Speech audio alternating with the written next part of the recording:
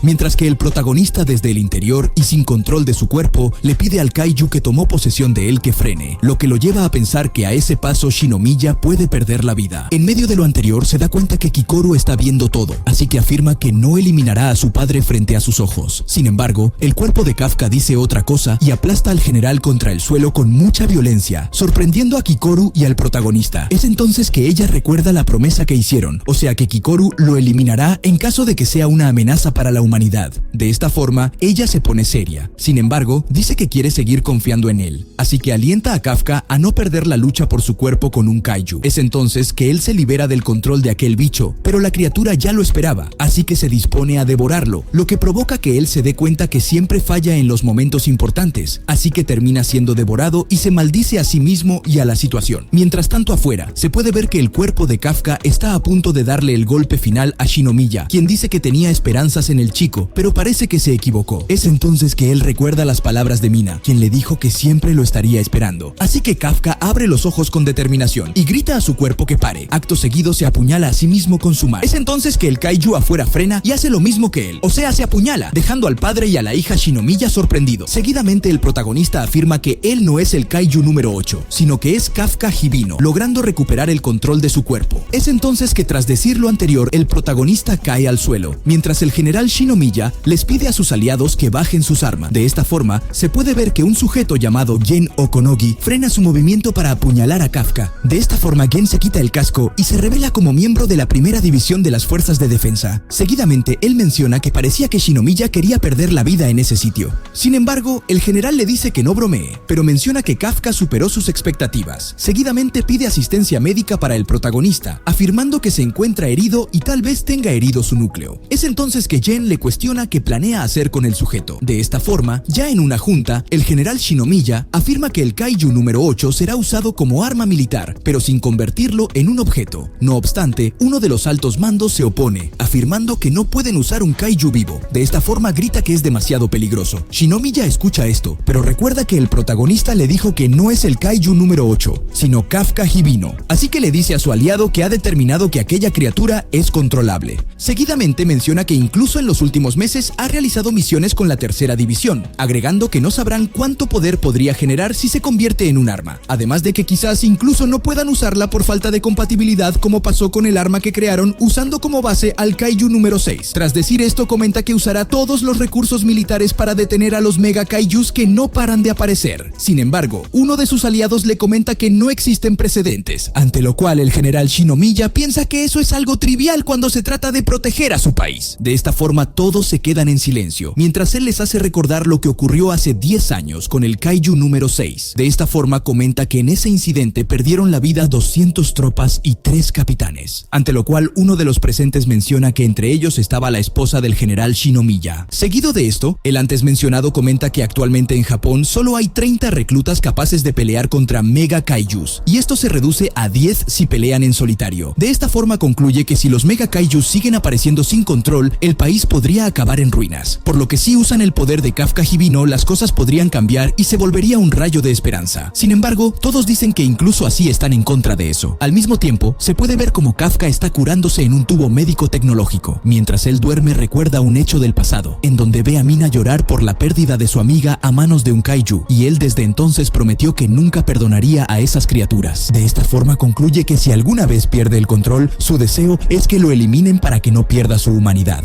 Seguido de aquello, Kafka despierta en una camilla y alguien le cuestiona si se encuentra bien. Es entonces que se sorprende al ver que se trata del general Shinomiya. De esta forma se pone alerta, pero él le pide que se calme, ya que no planea hacerle daño, cosa que alivia a Kafka. De esta forma el protagonista afirma que está aliviado que no le haya pasado nada, ya que si lo hubiera eliminado, no podría ver a Kikoru a la cara de nuevo. Seguidamente el protagonista pregunta si fue aceptado como un ser humano y por eso lo dejaron con vida. Sin embargo, el general Shinomiya le dice que si él fuera un humano, ahora mismo estaría sin vida, diciendo que todo lo ocurrido lo hizo darse cuenta que es un Kaiju, pero aún con eso todavía no sabe si es un enemigo o un aliado. Luego de esto, el señor cambia su expresión y seriamente llama a Kafka por su nombre completo, cosa que lo sorprende. Acto seguido, Shinomiya le comenta que todos en la base están en contra de dejarlo con vida. Es entonces que él dice que si quiere seguir vivo, debe mostrarles su fuerza, cosa que hace que Kafka se dé cuenta que lo mantendrán como un arma viviente. Sin embargo, el general Shinomiya le comenta que él lo seguirá viendo como un miembro de las fuerzas de defensa, y cuando el protagonista escucha esto, menciona que hará que lo reconozcan como uno. Acto seguido, ambos se ven con seriedad.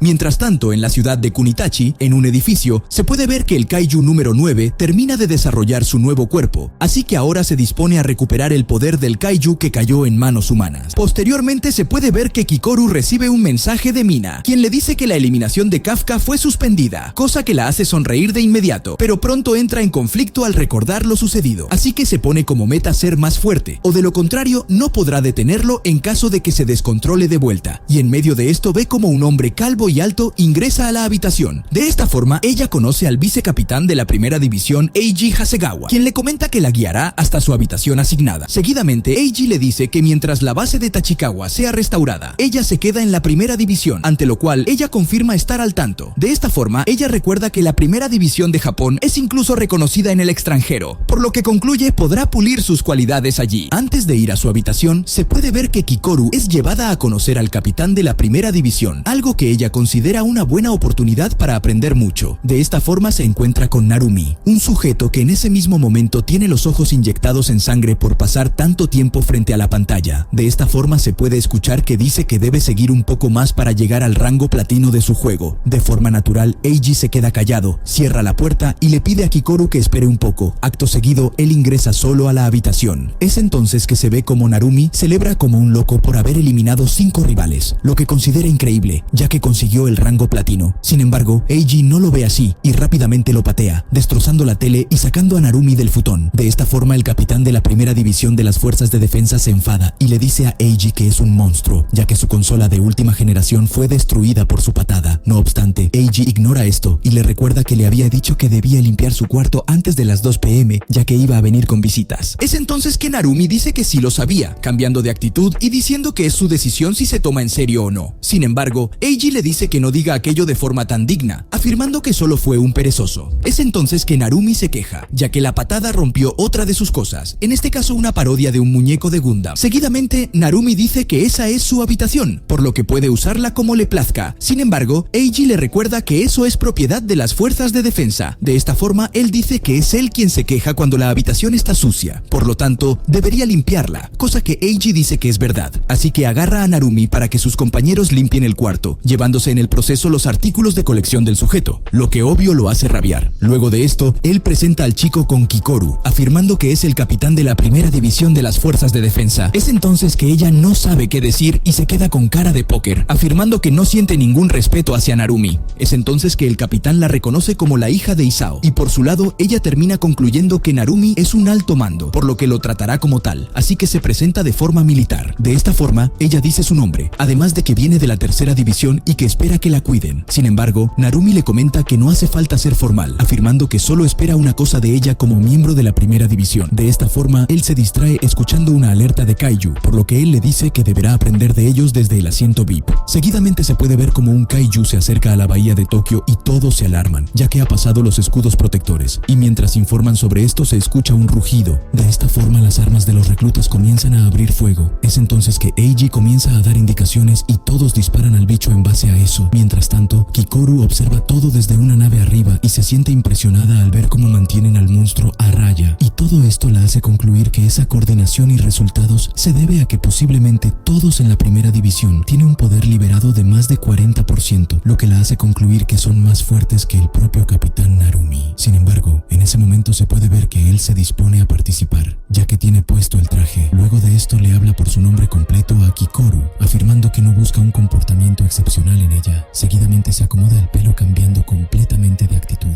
Acto seguido se arroja de la nave con un arma de forma temeraria, sorprendiendo a Kikoru. De esta forma, él aterriza sobre el monstruo y posa su arma gigante en él. Y tras esto, jala el gatillo y genera una gran explosión. Así que el Kaiju es destruido y todas sus partes se esparcen por el mar. Seguidamente, él le dice a Kikoru que lo que espera de ella es que muestre un poder abrumador. De esta forma le comenta que no quiere a alguien con buenos modales, sino a alguien capaz. Y cuando ella escucha esto, dice que el capitán Narumi es interesante. De esta forma, ella queda impresionada por Gen Narumi, el luchador anti-kaijus más destacado de Japón. Luego de esto, mientras Kikoru hojeaba un periódico que destacaba un logro de las fuerzas de defensa, se preguntaba el paradero de Mina. Con gesto de descontento, Kikoru se enteró de que ahora era la asistente del comandante de la primera unidad. Al ver la noticia en su teléfono inteligente, Narumi se enfureció con el creador porque daba la impresión de que Mina había derrotado al Kaiju que él mismo había vencido, debido al predominio de su imagen en comparación con la suya. Se volvió a difundir el rumor de que Mina había aniquilado al monstruo, lo que lo irritaba profundamente, considerando que él era quien lo había derrotado. Además, Narumi leyó comentarios insinuando que Mina se llevaba todo el crédito, lo cual seguramente lo habría perturbado, y otros que criticaban su comportamiento vergonzoso, sugiriendo que los comandantes deberían ser más elegantes. Es entonces que Kikoru se quedó sin palabras al descubrir que el luchador más fuerte de Japón se estaba buscando a sí mismo en internet. Cuando el teléfono de Narumi sonó, Kikoru le preguntó si necesitaba contestar, notando que llevaba sonando un buen rato. De esta forma, Narumi respondió que estaba bien. Probablemente solo se trataba de una aburrida reunión con Shinomiya y Eiji, discutiendo con seriedad asuntos triviales. Se cuestionó por qué tendría que asistir a un lugar tan tedioso a plena luz del día. De repente, Eiji apareció, lo pateó de nuevo y le recordó que era necesario asistir porque era parte del trabajo. Kikoru suspiró mientras tomaba un trago de agua. Eiji tomó del brazo a Narumi y lo llevó a la reunión, haciéndolo dudar de la verdadera importancia del encuentro. Eiji explicó que la discusión se centraría en el monstruo número 8, captando la atención tanto de Narumi como de Kikoru. Mientras tanto, Kafka se ejercitaba haciendo flexiones meditaciones en su celda, reflexionando sobre el hecho de que 5 días habían transcurrido sin que lograra nada. Recordó las palabras de Shinomiya sobre la necesidad de demostrar su valía y se preguntó qué debía hacer. Rápidamente decidió que estaría dispuesto a hacer cualquier cosa que sus compañeros, que aún confiaban en él, le pidieran. De repente, la puerta se abrió, sobresaltándolo, y descubrió que algunos miembros de la tropa habían venido a escoltarlo. Kafka intuyó que ese era el momento que había estado esperando. Al llegar a la habitación del líder, se encontró con Shinomiya y Narumi, lo que lo desconcertó. Se preguntaba por qué el comandante de la primera unidad estaba allí y qué significaba aquello. Shinomiya llamó a Kafka y anunció de inmediato que lo asignaría a la primera unidad. Kafka se sorprendió y Shinomiya explicó que al unir al monstruo considerado uno de los más poderosos de la historia con el luchador antimonstruos más formidable, crearían la unidad más poderosa capaz de enfrentar cualquier desastre monstruoso. Esta era la oportunidad para Kafka de demostrar su valía en la próxima subyugación y convencer a todos de su capacidad. Kafka se quedó perplejo. Sabía que ser considerado como el número 8 no era exactamente lo que deseaba, pero comprendía que necesitaba sobrevivir por ahora. Sin embargo, justo cuando estaba a punto de aceptar las palabras de Shinomiya, Narumi objetó la orden de inmediato. Kafka se giró, sorprendido, y hasta Kikoru y Eiji se quedaron sin palabras. Narumi argumentó que su mera presencia debería ser suficiente para formar la unidad más fuerte, pero cuando Narumi estaba a punto de retirarse, Shinomiya insistió en que no era suficiente, lo que frustró a Narumi. Shinomiya informó a Narumi que el Kaiju número 9, con la capacidad de transformarse en humano y actualmente oculto, estaba presente, así como el Kaiju número 10, que lideraba una horda de monstruos para atacar a las fuerzas de defensa. Estos monstruos eran distintos a cualquier otro que hubieran enfrentado hasta ahora, con evoluciones desconocidas y una capacidad para causar estragos. Shinomiya señaló a Narumi que las catástrofes ocurren cuando se vuelven arrogantes, pensando que pueden manejar cualquier situación. Estas catástrofes sorprenden con sus formas inesperadas, lo que requiere adaptación y evolución. Narumi, Kafka y Eiji observaron en silencio. Narumi suspiró al darse cuenta de la fe que Shinomiya tenía en él. Luego miró a Kafka y sugirió que sería más efectivo utilizar al Kaiju número 8 como un arma a su disposición. Kafka y Kikoru se sorprendieron ante esta propuesta. Justo cuando Shinomiya estaba a punto de intervenir, Kafka llamó a Narumi y le explicó que no podía Hirotor sin cumplir su propósito. Kafka expresó su disposición a hacer lo que fuera necesario para ayudar. Mostró su respeto por la primera unidad y por Narumi. Se miraron unos a otros y Narumi dejó pasar a Kafka, señalando que no le importaban sus pensamientos o circunstancias. Solo necesitaba resultados y poder, y si Kafka volvía a causar problemas, Narumi se ocuparía de ello sin demora. Después de eso, Narumi dejó la habitación del líder y Kafka aprovechó para saludarlo y expresarle su gratitud.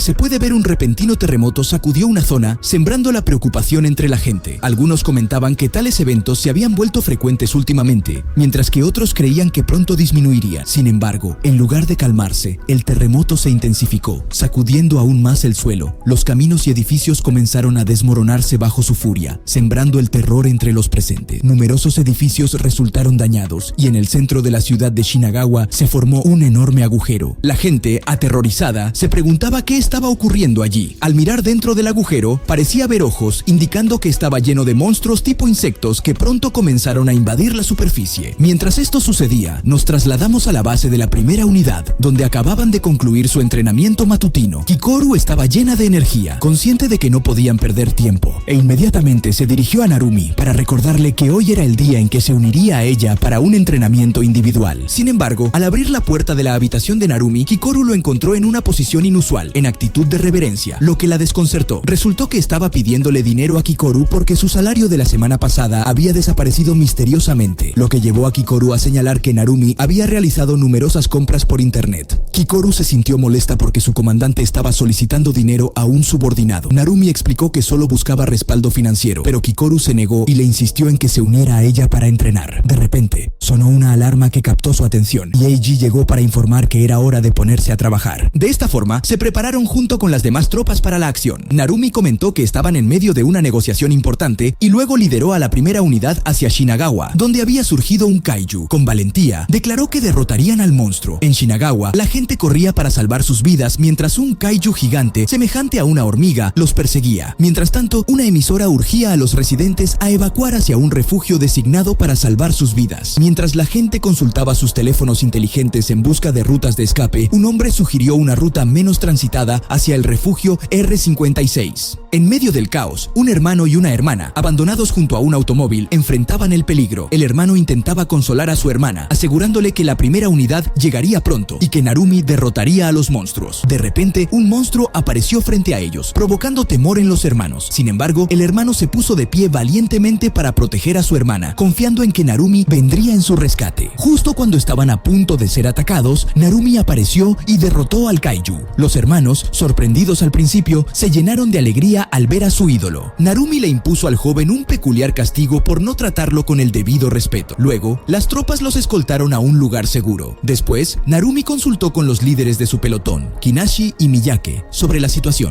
Decidieron priorizar la seguridad de los ciudadanos y abordar los objetivos de acuerdo con la situación. Luego, Narumi dio órdenes a Kikoru y Kafka, refiriéndose a Kafka como el monstruo número 8, para exterminar a los monstruos en la zona de subyugación. Kikoru y Kafka se armaron de valor para mostrar sus verdaderas capacidades. Esta era la oportunidad de Kafka para demostrar su utilidad en la batalla. El primer grupo de kaiju llegó y Kikoru enfrentó valientemente la amenaza. Y en medio de esto, Narumi ordenó a Rin Shinonome que proporcionará apoyo. Sin embargo, un kaiju apareció de repente frente a ellos, pero fue Kikoru quien lo derrotó con un solo golpe. Aunque algunos oficiales se sorprendieron, Kikoru no estaba satisfecha consigo misma, sintiendo que su velocidad aún era inferior a la de Soshiro. Mientras mataba a su segundo kaiju, Kikoru estaba decidida a mejorar su desempeño. Narumi y Shinonomo quedaron impresionados, e incluso Kafka la animó. Entonces, de repente, un kaiju apareció detrás del líder del pelotón, Shinonomo, lo que llevó a Kikoru a reprenderla. Aunque Shinonomo aparentaba estar molesta por la arrogancia de Kikoru, en realidad le gustaba su personalidad.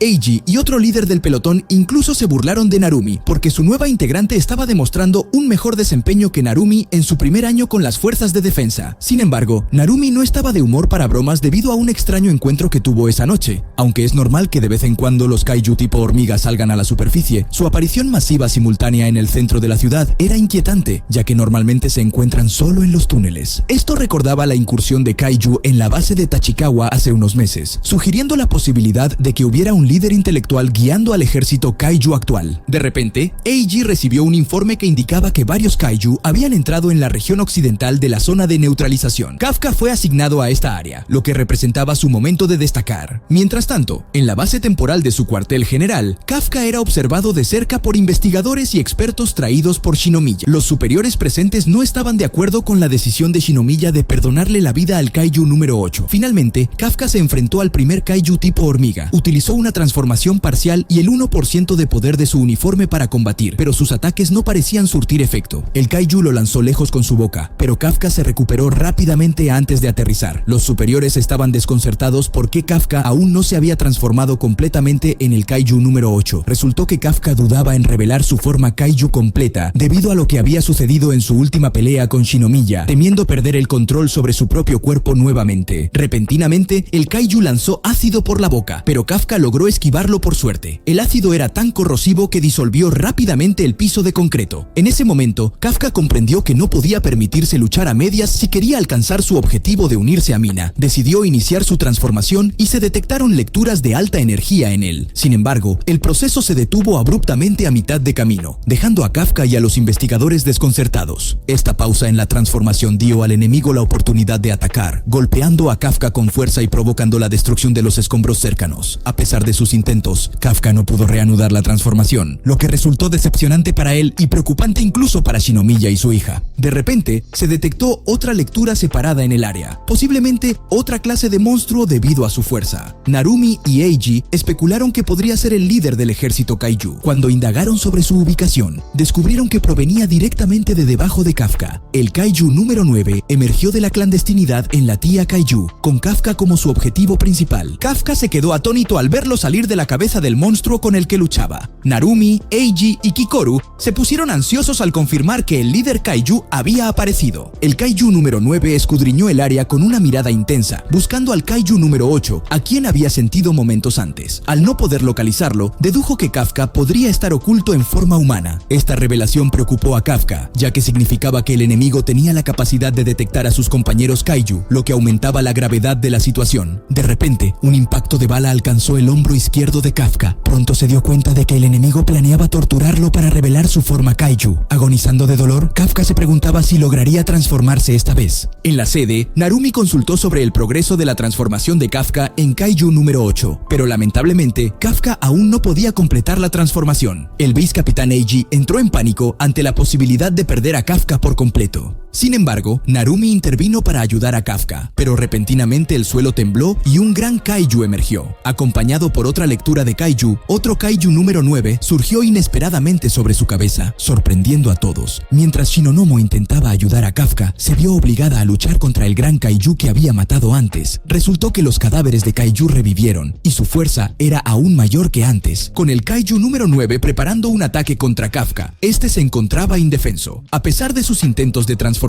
Kafka se sentía frustrado y desesperado al no entender lo que le estaba sucediendo. Justo cuando Kafka estaba a punto de ser alcanzado, Kikoru llegó al rescate, dividiendo al enemigo con un ataque sorpresa. Kafka sintió alivio al verla. Mientras Kikoru se enfrentaba al enemigo, Kafka se esforzaba por entender su situación. Mientras tanto, Eiji detuvo a Shinomiya, quien planeaba utilizar el arma del kaiju número 2. De esta forma le recordó a Shinomiya que cada uso reducía significativamente su vida útil. Sin embargo, Shinomiya aseguró a Eiji que estaba consciente de las consecuencias, pero regresando al combate, al darse cuenta de que Kafka aún no podía transformarse, Kikoru sospechaba que el kaiju número 9 tenía algo que ver con su incapacidad. El enemigo desató un ataque devastador que previamente había herido a Kikoru. Sin embargo, desde entonces, Kikoru había mejorado significativamente y podía esquivar los proyectiles del kaiju número 9. Juntos idearon un plan. Kikoru golpearía al enemigo con fuerza, permitiendo a Kafka intentar transformarse mientras el enemigo se regeneraba. Es entonces que, con renuencia, Kikoru admitió que necesitaban la ayuda del kaiju número 8 para derrotar al enemigo, así que comenzaron su asalto. De esta forma, el enemigo, enfrentando a los dos solos, se dividió en dos cuerpos separados, sorprendiendo a Kikoru. A pesar de su experiencia anterior, luchaba para flanquearlos. Kikoru luchaba por esquivar y detener las balas, pero fue golpeada en el estómago. Kafka gritó con preocupación por Kikoru, pero ella apareció de repente frente al enemigo, sorprendiéndolo con su fuerza, velocidad y resistencia. De esta manera, Eiji notó cuánto habían mejorado las habilidades de Kikoru y la comparó con su madre, Hikari Shinomiya, una formidable oficial de las fuerzas de defensa y ex capitana de la segunda división. Hikari, conocida como una valquiria, siempre encontraba tiempo para jugar con su hija, a pesar de su agotamiento por las batallas contra los kaiju. Kikoru recordó cómo su madre solía regresar a casa después de las batallas, y aunque trataba de ocultar sus heridas, Kikoru siempre las notaba. A pesar de todo, Hikari encontraba la fuerza para jugar con su hija y asegurarle que estaba bien, incluso después de enfrentarse a kaijus fuertes. De repente, Kikoru expresó su deseo de unirse a las fuerzas de defensa para proteger a su madre de cualquier daño, dejando a sus padres sorprendidos por su determinación. A pesar de esto, su madre le aseguró que también la protegería en momentos de peligro. Trágicamente, debido a los catastróficos eventos desencadenados por el kaiju número 6, Hikari perdió la vida en el cumplimiento de su deber. El país entero lloró la pérdida de Hikari, cuyo sacrificio había evitado una mayor tragedia. Kikoru se llenó de remordimientos por no haber podido salvar a su madre y se comprometió a fortalecerse para evitar que otros sufran daño. Mientras luchaba contra el kaiju número 9, recordó su promesa final a su madre: proteger a sus compañeros de equipo y no permitir que ninguno muriera. A pesar de un poderoso ataque del enemigo, Kikoru continuó luchando con valentía. Sin embargo, la aparición de otro kaiju complicó aún más la situación, dejándola en una posición peligrosa. Afortunadamente, Kafka intervino para salvarla, aunque a costa de dañar su propia pierna. Sin embargo, por su lado, Kikoru se recuperó y lanzó un poderoso ataque contra el enemigo. Luego instó a Kafka a intentar transformarse nuevamente, pero su intento fue interrumpido cuando su conciencia fue transportada a un reino dentro de su mente, donde experimentó visiones perturbadoras de daño y destrucción. A pesar de este revés, Kafka y Kikoru se prepararon para un último esfuerzo. Sin embargo, el enemigo se regeneró y lanzó un devastador ataque contra ambos. Mientras luchaban por mantenerse en pie, Kafka admitió su miedo a perder el control y dañar a sus aliados. Kikoru, herida y furiosa por la falta de confianza de Kafka en ella y en sus compañeros de equipo, lo confrontó. Las palabras de Kikoru sacudieron a Kafka, quien se dio cuenta de que había subestimado el poder y la determinación de Kikoru y su equipo. Arrepentido, Kafka se comprometió a creer y confiar en sus compañeros. Así que, inspirado por las palabras de Kikoru, Kafka finalmente logró transformarse con éxito en el kaiju número 8. Mientras tanto, en la línea del frente, otros miembros de las fuerzas de defensa luchaban contra los numerosos kaiju tipo hormiga resucitados. Narumi anunció que era hora de pasar a la fase 2 de la operación, ahora que Kafka se había unido a la batalla. Mientras tanto, Shinonomo se cuestionaba si había tomado la decisión correcta al enviar a Kikoru con Kafka. A medida que el dúo de Kafka y Kikoru enfrentaba al Kaiju número 9, el enemigo sospechaba acertadamente que Kafka era el Kaiju número 8. De repente, el enemigo emitió un grito sónico que logró resucitar al Kaiju que Kikoru acababa de derrotar, ahora equipado con nuevas alas. La situación se complicaba mientras el enemigo evolucionaba hacia una forma más fuerte y Kikoru parecía estar en apuros. Sin embargo, Kafka agradeció a Kikoru y admitió que aún no confiaba plenamente en sí mismo, pero tenía total confianza en sus compañeros de escuadrón. Kikoru estuvo de acuerdo y bromeó advirtiendo a Kafka que lo mataría si no derrotaba al jefe Kaiju.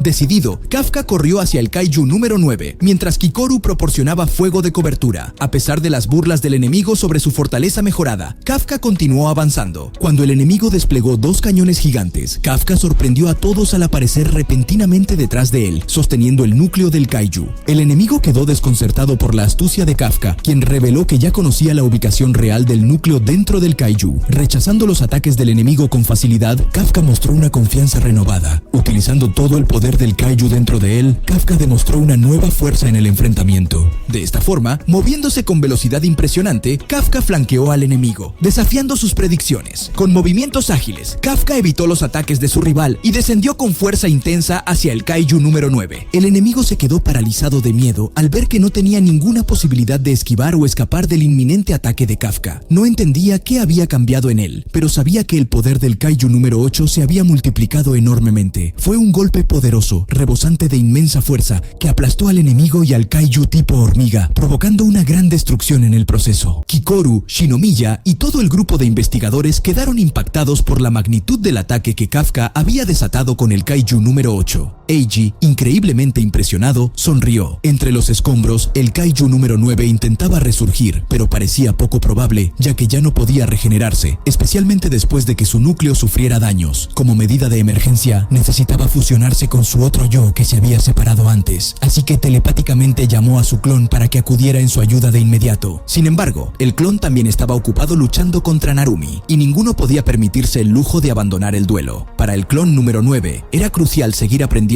observando y analizando los movimientos de Narumi. Mientras tanto, asegurar a Kafka en caso de que perdiera el control seguía siendo una prioridad para la primera división. No querían dejar esta responsabilidad solo en manos de Kikoru. Para llegar a Kafka rápidamente, Narumi decidió liberar el 98% del poder de combate de su traje, confiando en poder derrotar rápidamente al clon del Kaiju número 9. El cuartel general inmediatamente declaró el lugar de la batalla como un área restringida debido a la liberación total de poder de Narumi. Mientras Narumi se preparaba para lanzar su ataque definitivo, su oponente también se preparaba para observar y estudiar intensamente sus acciones. El clon número 9 recibió el primer golpe de Narumi, que consistía en disparos de armas de fuego de larga distancia. Después, Narumi continuó lanzando más balas, combinando cortes de corto alcance en su secuencia de ataques. De esta forma, el clon número 9 fue golpeado por una combinación devastadora de ataques de largo y corto alcance de parte de un solo individuo. Sin embargo, sorprendentemente, logró esquivar todos los golpes posteriores de Narumi. Es entonces que Narumi y los investigadores quedaron perplejos ante la habilidad del oponente para esquivar sus ataques. Preparándose para otro corte poderoso, Narumi se sorprendió cuando el clon número 9 lo esquivó fácilmente y se preparó para contraatacar. En ese momento, las fuerzas de defensa se dieron cuenta de que el oponente podía adaptarse utilizando los datos recopilados durante la batalla. Afortunadamente, Narumi logró esquivar el poderoso contraataque del oponente justo a tiempo. Sin embargo, la batalla aún no había terminado. Un ataque multidireccional de explosivos Kaiju lo rodeaba, ya que el número 9 podría extender su cuerpo como extremidades extra largas utilizando los cuerpos de los Kaiju que había por ahí. Luego, la criatura detonó todos los explosivos simultáneamente. El cuartel general se preocupaba por Narumi y estaba molesto al ver que el Kaiju contrario evoluciona durante la batalla. Su situación era peor que la que había enfrentado anteriormente la tercera división, ya que enfrentaban a un oponente que podía estudiar sus habilidades y adaptarse a sus debilidades. La adaptabilidad del Kaiju número 9 se comparaba con el comportamiento de un virus. Es entonces que Eiji advirtió que ahora se enfrentaban a una gran amenaza, ya que era la primera vez que se encontraban con un tipo de Kaiju así. Repentinamente, Narumi tranquilizó a todos a través de las comunicaciones desde el cuartel general, asegurando que estaba bien y que todo estaría bajo control. Explicó que aún representaba una amenaza mayor como humano que el oponente Kaiju, dejando al clon número 9 atónito al ver que Narumi no había sufrido ni una sola herida. Mientras tanto, Shinomiya mantuvo la calma, sabiendo que Narumi aún no había mostrado sus verdaderas capacidades. Lo que estaban viendo era solo el comienzo, un simple preludio de lo que Narumi era capaz de hacer. Sus ojos irradiaban una extraña figura, similar a una cruz o a un trébol de 4 hojas, lo que inquietaba al oponente.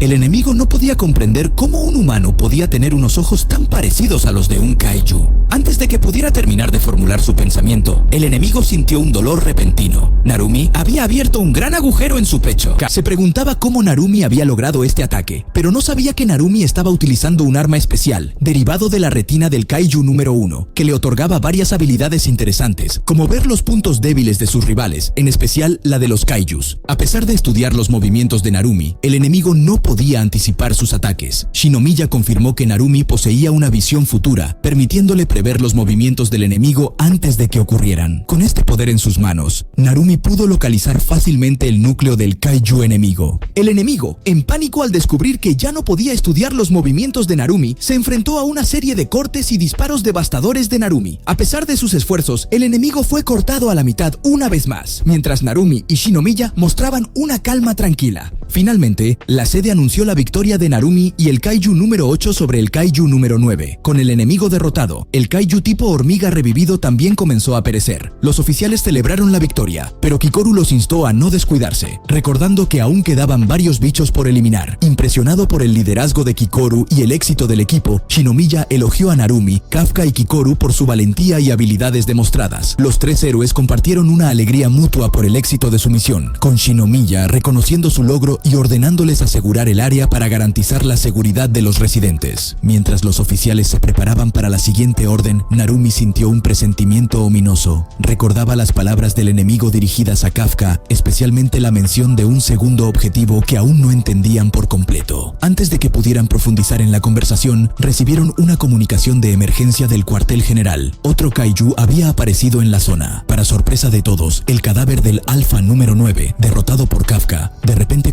había aparecido en la zona. Para sorpresa de todos, el cadáver del Alfa número 9, derrotado por Kafka, de repente cobró vida y anunció su intención de realizar un último movimiento. Aunque lamentaba no haber matado al kaiju número 8, aún tenía esperanzas de cumplir su segundo objetivo, obtener el poder del kaiju número 2. Kafka se sintió confundido por esta revelación, hasta que Kikoru escuchó el pánico en las comunicaciones del cuartel general. Resulta que otro cuerpo del kaiju número 9 estaba vivo y se dirigía hacia la base del cuartel general, donde se encontraba Shinomiya. Se dieron cuenta de que todas las batallas anteriores eran una distracción. El verdadero objetivo del número 9 era apoderarse del poder del kaiju número 2, que residía en Shinomiya. Kafka informó rápidamente a Narumi de esta revelación, y juntos corrieron hacia la base para proteger al director general. Al darse cuenta de que su padre estaba en peligro, Kikoru pasó de la felicidad a la preocupación. Ordenó la evacuación inmediata del personal del cuartel general, mientras Shinomiya, con valentía, se preparaba para enfrentarse solo al enemigo. Al abrir el estuche que llevaba, liberó el arma del kaiju número 2 y se preparó para el enfrentamiento. El duelo entre Shinomiya y el kaiju número 9 comenzó con una serie de golpes poderosos. Mientras tanto, Eiji supervisaba la evacuación, consciente de la creciente fuerza del enemigo. Aunque el kaiju número 9 se había vuelto más formidable de lo esperado, Eiji confiaba en la habilidad de Shinomiya para enfrentarlo. Repentinamente, el número 9 descargó un puñetazo brutal contra Shinomiya, arrojándolo al suelo. Eiji y Nogisaka observaron con profunda preocupación mientras Shinomiya yacía ensangrentado, con su brazo izquierdo destrozado por el ataque del enemigo. El kaiju número 9 se preguntaba cómo había alcanzado tal fuerza, mientras Eiji se alarmaba y el general se enfureció ante la sorprendente potencia de su adversario. Con otro golpe devastador, el kaiju número 9 descendió rápidamente hacia Shinomiya. Sin embargo, para sorpresa de todos, Shinomiya logró alzar su puño derecho. Impulsado por los recuerdos de su esposa e hija, Shinomiya juró vencer al kaiju número 9 ese mismo día. Mientras tanto, Narumi intentaba comunicarse con el cuartel general, pero la red estaba caída, lo que lo dejaba ansioso por la situación de Shinomiya, quien continuaba luchando mientras su personal era evacuado. A pesar de la desventaja, Shinomiya se mantuvo firme mientras el enemigo se regeneraba una y otra vez. Su asistente le informó que todo el personal había sido evacuado y que era hora de que él huyera también. Sin embargo, Shinomiya rechazó la idea, sabiendo que el enemigo lo rastrearía fácilmente. Su leal asistente optó por quedarse y luchar junto a él, sin importar las consecuencias. Decididos a enfrentar al enemigo juntos, Shinomiya y su asistente se prepararon para el combate. Consciente de los riesgos de usar su arma kaiju al máximo, Shinomiya decidió liberar todo su poder, transformándose en una figura imponente. El choque de los puños liberó una poderosa onda de choque, pero sorprendentemente, no fue suficiente para derrotar al enemigo. Shinomiya incluso sufrió daños en su brazo derecho. A pesar de ello, el número 9 estaba emocionado de enfrentar el poder del arma Kaiju número 2 de primera mano. Plantando firmemente su pie derecho, Shinomiya lanzó una serie de ataques poderosos con la esperanza de derrotar al enemigo. La fuerza del impacto era palpable cuando la cabeza del número 9 fue completamente desprendida de su cuerpo. A pesar de esto, el enemigo aún hablaba, desafiando a Shinomiya a desplegar más poder, una solicitud que lo sorprendió. Luego, se enzarzaron en un intercambio de golpes y lanzaron una ráfaga de ataques entre ellos. Debido a la formidable fuerza del monstruo, el asistente de Shinomiya decidió pasar por alto los circuitos de protección del brazo derecho de Shinomiya para liberar un poder aún mayor. Sin embargo, se encontró con un dilema. Con cada golpe que daba, Shinomiya no se sentía tan fuerte como en sus días de gloria, cuando luchaba junto a su esposa, Hikari. De repente, un golpe devastador cayó sobre su pecho, causándole un dolor agudo y debilitando aún más su capacidad de respuesta. Esto llevó a su asistente a activar el modo de recuperación de su traje para restaurar su energía. A pesar de sus esfuerzos defensivos, el traje de Shinomiya no podía seguir el ritmo del daño infligido por el enemigo. Con confianza, Shinomiya instó a su asistente a mantenerse resiliente y luchar juntos contra el enemigo. Reconoció que era improbable que legara ayuda a tiempo y que debían liberar todo su poder ofensivo, incluso a expensas de su propia defensa. Con determinación, decidió aprovechar las fibras musculares del Kaiju número 2 para forzar la reparación de su brazo izquierdo, a pesar de las advertencias de Kurusu sobre los riesgos involucrados. En un momento de reflexión durante la batalla, Shinomiya recordó el deseo de su hija, Kikoru, de unirse a las fuerzas de defensa. Recordó cómo él y su esposa, Hikari, habían aceptado la naturaleza peligrosa de sus trabajos y estaban decididos a preparar a Kikoru para sobrevivir en ese entorno hostil. Con este recuerdo, Shinomiya experimentó un poder abrumador, renovando su determinación para derrotar al Kaiju número 9. A medida que el enemigo lanzaba otro golpe, Shinomiya canalizaba esta nueva fuerza para enfrentar la amenaza con renovada convicción y poder. Shinomiya logró detener el golpe del enemigo, consciente de que había sido reservado con su hija en cuanto a la atención, el amor y el cariño que le brindaba. Las lecturas de sus niveles de poder ahora estaban en niveles extremadamente altos debido a sus intensas emociones, especialmente porque su principal objetivo era eliminar al poderoso enemigo que tenía frente a él. Esto lo hacía por el futuro de su amada hija, con el fin de reducir la grave amenaza que enfrentaría como oficial de las fuerzas de defensa. El poderoso golpe de Shinomiya provocó un enorme agujero en el enemigo. Los ojos del general ardían de emoción por su hija y los preciosos recuerdos de su difunta esposa, dándole la fuerza para desatar un poderoso ataque de energía dirigida. Eiji recordó vívidamente que lo que Shinomiya había hecho era el mismo ataque final utilizado por el Kaiju número 2 para destruir toda la ciudad de Sapporo. Sin embargo, debido a su inmenso poder, el cuerpo de Shinomiya probablemente no podría soportarlo. El Kaiju número 9 estaba casi agotado y sus dientes estaban destrozados, revelando finalmente su núcleo en el área del pecho. A pesar de esto, afirmó alegremente haber evolucionado lo suficiente como para protegerse en tales situaciones. Comenzó a cambiar de forma mientras absorbía el fuerte impacto de Shinomiya, mostrando una forma totalmente defensiva. Incrédulo, el enemigo no esperaba tal poder de un humano. Con los ojos llenos de furia, Shinomiya lanzó otro golpe, tan poderoso que derribó al enemigo defensivamente equilibrado. El ataque penetró al enemigo como un rayo láser, impactó en un edificio cercano y provocó su colapso. Todos los evacuados, incluido Kafka, sintieron este impactante acontecimiento. Kafka, confundido acerca del origen de la explosión, notó a Narumi a su lado y juntos se apresuraron al cuartel general. El asistente del general, Kurusu, aunque herido, logró ponerse de pie y evaluó rápidamente la condición de Shinomiya, enviando su dron para verificar su estado. Encontraron a Shinomiya aparentemente sin fuerzas, de pie ante los restos del Kaiju número 9. De repente, la silueta de la cabeza de dicho monstruo emergió de su cuerpo, logrando incluso hablar. El enemigo elogió el esfuerzo de Shinomiya por aplastar completamente su cuerpo, incluso en su forma defensiva completamente potenciada. Aunque satisfecho con lo que vio, Kurusu entró en pánico al ver que el núcleo y el cuerpo interno del enemigo comenzaban a regenerarse. El enemigo comentó que, si Shinomiya hubiera sido un kaiju en lugar de un humano, ya habría ganado la pelea. Es entonces que Kurusu instó a Shinomiya a retroceder, pero este, decidido a forzar otro poderoso ataque de su cuerpo, no respondió. Kurusu, con lágrimas de preocupación y miedo, observaba cómo el Kaiju número 9 llamaba al número 2. El enemigo comenzó a absorber las células del Kaiju número 2, surgiendo múltiples extremidades con bocas apuntando hacia Shinomiya y su arma Kaiju. Cuando el humo se disipó del campo de batalla, Kafka y Narumi llegaron. Encontraron a Shinomiya de pie sobre el cadáver del Kaiju número 9. Acto seguido se muestra un hecho del pasado. Básicamente, Narumi recordó que Shinomiya le había informado previamente de sus planes de retirarse del combate una vez que completara la formación de la división más fuerte de las fuerzas de defensa. Tras retirarse, Shinomiya Shinomiya tenía la intención de pasar la antorcha a Narumi, otorgándole la gran responsabilidad de ser el director general de las fuerzas de defensa. Narumi y Kafka notaron que Shinomiya miraba fijamente al vacío. Al principio, Kafka pensó que estaba bien, pero rápidamente sintió que algo andaba mal. Usando su habilidad para sentir a los kaiju, Kafka advirtió a Narumi sobre la amenaza inminente. La figura ante ellos no era Shinomiya, sino el enemigo, preparando un poderoso ataque del kaiju número 2. Narumi quedó atónita al darse cuenta de que no habían podido salvar a Shinomiya y habían fracasado en su rescate. El kaiju número 9 lanzó la ráfaga principal, el ataque de rayo láser más fuerte del kaiju número 2. Narumi y Kafka lo esquivaron, pero aún sintieron la intensidad del ataque, que provocó una explosión masiva y brillante acompañada de una poderosa onda de choque. Kafka fue arrojado hacia atrás, pero aterrizó sano y salvo. Incapaz de creer el poder mostrado por el enemigo, cuestionó si este seguía siendo el kaiju número 9 con el que habían luchado anteriormente, sintiéndolo como un tipo diferente de monstruo. Esta nueva forma evolucionada del kaiju número 9 ahora tenía 6 ojos, después de haber robado los cuerpos de Shinomiya y el kaiju número 2. Después de recuperarse del ataque, Narumi buscó inmediatamente a Shinomiya usando sus comunicaciones. Para su sorpresa, el enemigo respondió, afirmando haber matado a Shinomiya y haberse fusionado con él. Kikoru se unió a Kafka y Narumi, enfurecida por la noticia y sin poder aceptar el reclamo del enemigo como hija de Shinomiya. Incrédula, atacó al enemigo. Kafka se sorprendió al ver a Kikoru uniéndose a la pelea, especialmente cuando el kaiju número 9 transformó el lado izquierdo de su cara de nuevo al de Shinomiya, para demostrar su afirmación. Kikoru estaba visiblemente conmocionada y Kafka se sintió impotente para salvarla de la devastadora noticia. Mientras el enemigo se preparaba para otra ráfaga principal, Narumi se abalanzó sobre él, activando sus poderes de previsión y cuestionando qué le habían hecho a su mentor. Utilizó su ataque ineludible, conocido por el kaiju número 9 como la técnica que había usado para eliminar a su clon, jurando por el bien de su mentor que no permitiría que el enemigo escapara y que se aseguraría de que muriera por sus propias manos. A pesar de las disculpas del enemigo y su intento de huir con alas parecidas a las de una mosca, Narumi no podía creer que incluso tuviera la audacia de decir adiós. El enemigo explicó que estaba experimentando efectos secundarios adversos por la reciente fusión. Decepcionado, Narumi rápidamente desapareció y se lanzó directamente sobre el enemigo, lanzando un ataque en picado ineludible, decidida a no dejarlo escapar. Sin embargo, el enemigo volvió a hablar, reconociendo la efectividad de Narumi en combate contra oponentes más pequeños, pero cuestionando sus posibilidades contra un oponente con altas estadísticas defensivas. Tomado por sorpresa, el enemigo atrapó el arma de Narumi con su mano izquierda y se preparó para desatar una ráfaga de energía de su boca, pero el kaiju número 8 intervino para ayudar a Narumi. Kafka exigió el regreso de su director general, atacando al enemigo con un potente puñetazo de izquierda. El enemigo, habiéndose adaptado a las tácticas del número 8, parecía imperturbable. Kafka y Narumi ahora se enfrentaban a un enemigo nuevo y evolucionado, muy diferente del kaiju número 9 que conocían, lo que les presentaba un desafío sin precedentes. Mientras tanto, Kikoru seguía llorando mientras se enfrentaba al enemigo que había matado a su padre, pero solo podía observar dolorosamente la feroz batalla entre Kafka y Narumi contra el kaiju número 9. Los dos dieron todo lo que tenían, usando su fuerza y velocidad para intentar derribar al enemigo, pero no pudieron asestar un golpe decisivo. A pesar de sus esfuerzos combinados, el enemigo logró mantenerlos a raya y arrojarlos a un lado. Cuando el enemigo tuvo unos segundos de respiro, intentó volar, pero quedó inmovilizado debido a una lesión en el hombro derecho que provocó un flujo de sangre kaiju. Kafka y Narumi rápidamente se dieron cuenta de esto y atacaron implacablemente al enemigo para evitar que escapara. El brazo del enemigo fue destruido debido al ineludible ataque de Narumi en el área herida. Los efectos adversos de su cuerpo recién fusionado redujeron significativamente sus estadísticas de defensa, ya que no podía endurecerse. Frente al kaiju número 8, el enemigo estaba en desventaja, ya que era vulnerable a golpes que destrozaron su cuerpo, impidiendo aún más su escape. La batalla estaba cargada de emociones, con la reciente muerte de Shinomiya y el profundo impacto en Kikoru, quien ahora enfrentaba la perspectiva de quedarse huérfana. Kafka mismo estaba profundamente afectado y furioso. Impulsado por sus emociones, lanzó un poderoso gancho de derecha que devastó el cuerpo del enemigo. A pesar de luchar por regenerarse adecuadamente, el enemigo sopesaba sus opciones para escapar a tiempo. El kaiju número 9 había acumulado numerosas heridas y lesiones, y Kafka y Narumi estuvieron cerca de asestar el golpe final necesario para exterminarlo. Sin embargo, el enemigo aún tenía un movimiento reservado. Cargó una fuerza poderosa desde su núcleo, que Kafka y Narumi sintieron intensamente al liberarse. Esto desató un ataque masivo de área, impactando lejos de Kikoru, quien estaba preocupada por sus camaradas. El propio ataque del kaiju número 9 le había destrozado el abdomen, dejando intactos solo la cabeza, el torso y las alas. Había había alcanzado su límite, casi destruyendo su recién adquirido cuerpo de Shinomiya. Para sorpresa de todos, Kafka y Narumi sobrevivieron a su poderoso ataque. Antes de que pudieran terminarlo, el enemigo ideó un último movimiento desesperado. Su cabeza se dividió en dos, cada parte cargando una explosión de energía. La previsión de Narumi reveló los ataques dirigidos a larga distancia dirigidos a Kurusu y Kikoru, que no estaban lejos de ellos. Narumi y Kafka se apresuraron a salvar a los objetivos del inminente ataque. Mientras tanto, el Kaiju número 9 usó el ojo izquierdo de Shinomiya para ridiculizarlos por sus instintos humanos para salvar vidas, despidiéndose de Kafka mientras vestía todo el rostro de Shinomiya. Después de su amenaza, el Kaiju número 9 desapareció, dejando a Kafka, Narumi y Kikoru incapaces de salvar a Shinomiya y neutralizar a su enemigo. Aunque destrozados y derrotados, al menos lograron salvar a Kikoru y Kurusu. Kafka no pudo olvidar las últimas palabras del Kaiju número 9, resonando con ira hacia el enemigo que llevaba el rostro de Shinomiya mientras lo decía. Con furia, gritó a todo pulmón. A pesar de la derrota significativa enfrentada ese día, la fuerza de defensa sabía que la guerra aún no había terminado y necesitaban mantenerse fuertes. 2 días después, el público recibió la trágica noticia sobre el destino del director general de las fuerzas de defensa, quien falleció en el cumplimiento de su deber. Era un verdadero héroe que durante más de 30 años de servicio público había salvado innumerables vidas, lo que causó un profundo dolor en todos, especialmente en su propia organización. Todos los miembros de las fuerzas de defensa asistieron al funeral de Shinomiya, desde las divisiones 1 hasta la 4, con Eiji y Nogisaka incrédulos por la pérdida de un general brillante y un compañero cercano. Eiji dirigió la ceremonia de despedida del funeral militar y todos lloraron por Shinomiya. Mientras tanto, Kikoru se quedó sola en la oficina del difunto director general, abrumada por la tristeza y sin poder asistir al funeral. Kafka comprendió el inmenso dolor de Kikoru, ahora completamente huérfana. La capitana Narumi visitó a Kikoru en la oficina para preguntarle si estaba segura de querer perderse el funeral de su padre. Kikoru respondió con frustración por sentirse inútil, lamentando no haber llegado a tiempo para siquiera ver a su propio padre luchar por sus vidas, y aún más, no haber sido lo suficientemente fuerte como para salvarlo. Narumi simpatizó con los sentimientos de Kikoru y le aseguró que no se culpara, ya que nada de eso era culpa suya. Kikoru, entre lágrimas y emociones encontradas, expresó su deseo de volverse más fuerte. Creía que la conciencia de su padre aún estaba atrapada dentro del Kaiju número 9 y que solo comenzaría a llorar una vez que las fuerzas de defensa neutralizaran a su enemigo. Después de desahogarse, se disculpó por su ausencia y por no haber podido controlar sus emociones frente a su capitán. Narumi comprendió la firme voluntad de Kikoru y le aconsejó que lo importante ahora era fortalecerse para el próximo encuentro con el enemigo. Prometió enseñarle todo lo que Shinomiya le había enseñado, centrándose únicamente en los resultados. Kikoru aceptó las palabras del capitán Narumi y estuvo de acuerdo.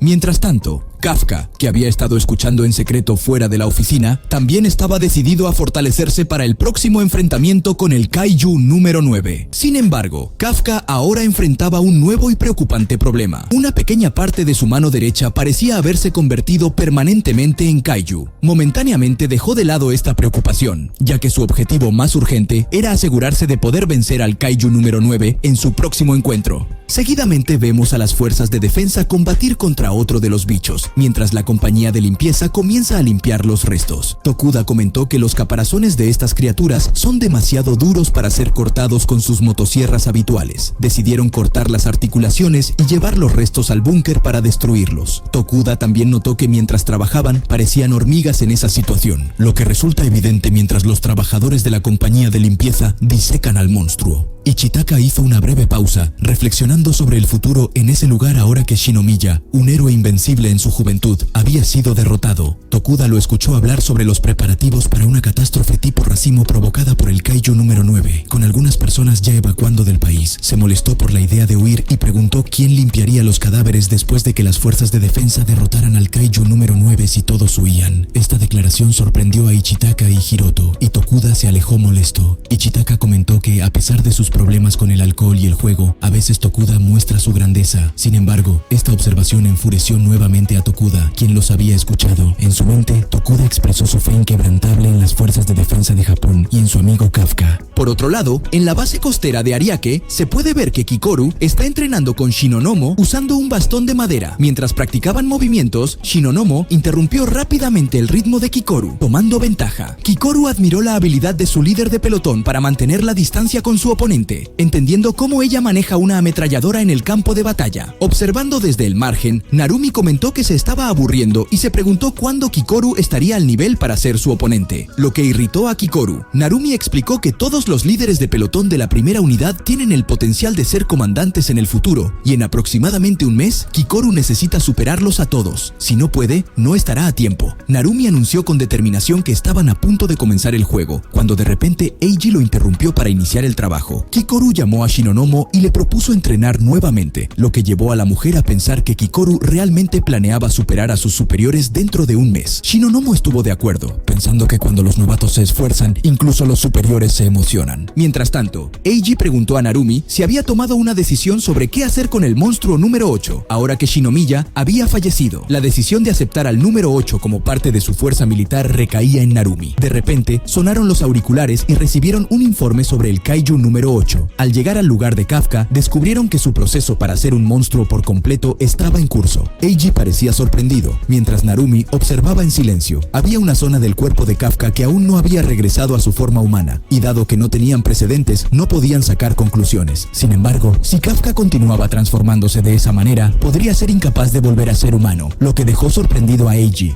Posteriormente, se puede ver que Kafka estaba sentado en un tejado, reflexionando sobre si las fuerzas de defensa sabrían sobre su condición y si aún así le permitirían luchar. Decidió derrotar al número 9 para evitar más daño a sus compañeros. Entonces llegó Narumi y se sentó a su lado en silencio por un momento, compartiendo su preocupación. Luego, Narumi fue directo al grano. Explicó que no podía permitir que Kafka siguiera en la fuerza de defensa si continuaba transformándose, ya que existía la posibilidad de que no pudiera volver a ser humano. Kafka aceptó resignado, sabiendo que este momento llegaría. Sin embargo, mientras reflexionaba sobre su situación, Narumi sorprendió a Kafka al pedirle que les prestara su fuerza, incluso si se convertía en un monstruo permanentemente. Le aseguró que, cuando llegara el momento, ella misma lo mataría, pero lo importante era derrotar al número 9 a cualquier costo. Narumi argumentó que solo ellos entendían verdaderamente el peso de la situación y que detenerse no era una opción para Kafka. Conmocionado por esta propuesta, Kafka aceptó la determinación de Narumi y se comprometió a seguir adelante. Narumi lo incluyó en sus planes futuros y se retiró, dejando a Kafka con una nueva sensación de propósito. Mientras tanto, en Tachikawa, o sea donde todo comenzó, en la base de las fuerzas de defensa, se puede ver que Soshiro está hablando con alguien. Anunció que la persona con la que hablaba había despertado de un profundo sueño. Resultó ser el Kaiju número 10, que había sido colocado en una incubadora, y Soshiro lo observaba con atención y una severidad palpable, recordando el ataque del monstruo a sus soldados en la tercera unidad que provocó tantos problemas.